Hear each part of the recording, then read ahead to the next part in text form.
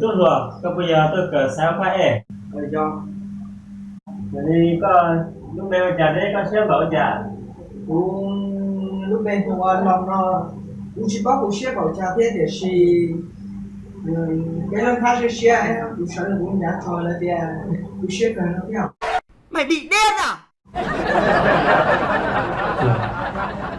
nhưng có tao hỏi được nó có tao kể tôi sẽ có tao không như chúng tao xếp nha. ok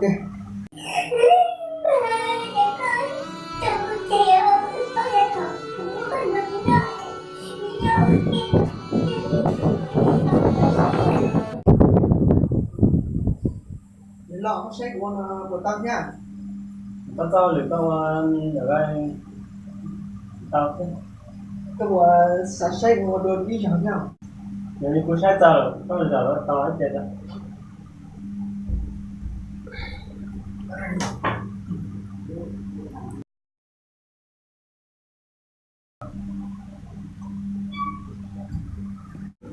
Đúng rồi, bây giờ có chiếc cái xe thay nhiều ba sinh lòng. thì đi có lúc mình hồi giờ đấy có nhà chứ trời. Sinh lòng nó cũng bao nhiêu nó xìu nè. Còn cái bố kêu trường ơi, ông này ông chẳng ông trông chắc chỉ có sáng này tuần đấy, cái mọi người cũng là Nhà bây giờ cũng chỉ có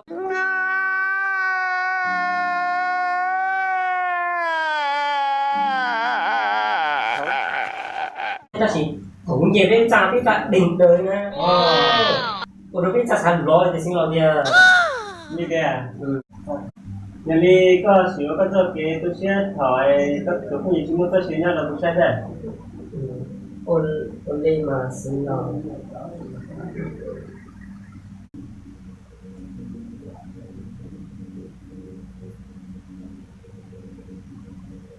Hả? Mình câu chỉ nhau rồi. Gấp tùa. Vỗ tay, vỗ tay, vỗ tay, vỗ tay.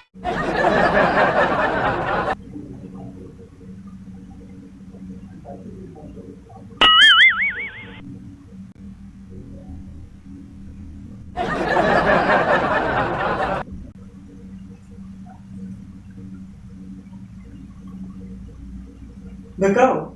Có tùa nó. Giờ mình nhớ thêm được con cũng giờ còn cho con nhớ. Còn cũng chứ.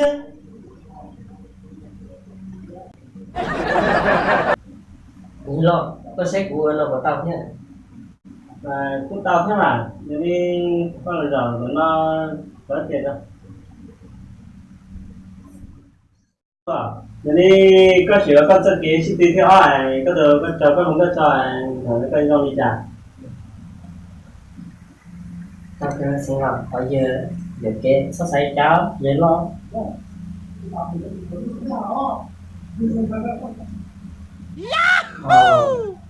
Từ lúc có một đồ ăn gì có hai gì hai có hai gì cũng có tay có hai là đồ ăn gì như là xí cho cái xí cho này hả xí cho Vì đi chơi nó xí cho vì cũng phương luôn. Ta xí cũng đi phương kia từ lương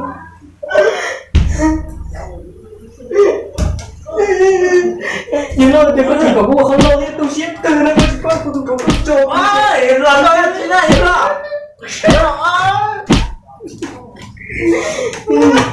tôi siết cần để cho nó thuốc có anh lò đấy.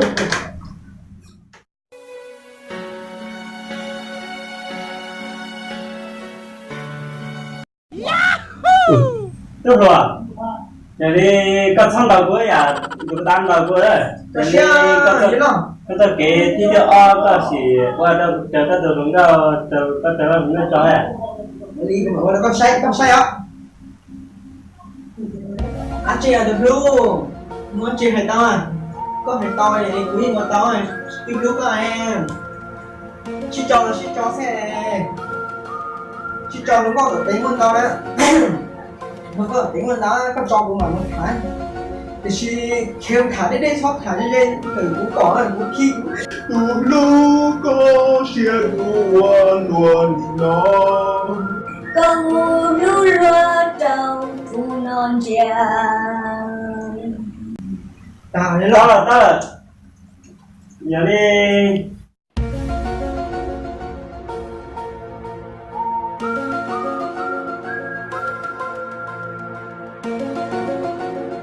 nhà lên tao rất rồi nhà đi tại có lỗ cái đồ khai xong gì nhá tao tận đây này có lỗ nhà đi tao tận đây này nhà đi tôi rồi có tao có một chế tao muốn tìm học của mình để tao có bên trong cái gì đó khác thế sao sinh không có sao tao là có xa tao cá tao rồi đi không chế tao cái chấm món gì đó tao cá có một chế một tiền học của sao tông có mà đi cơ anh xin nó sao cũng có cái làm cho cái mấy món gì tao cá nữa đấy đúng rồi không một chế tao không một cái nào không Subscribe vào YouTube này, nhớ subscribe kênh nhá. Mấy bạn nhớ subscribe kênh nhá. Ok, nhớ subscribe.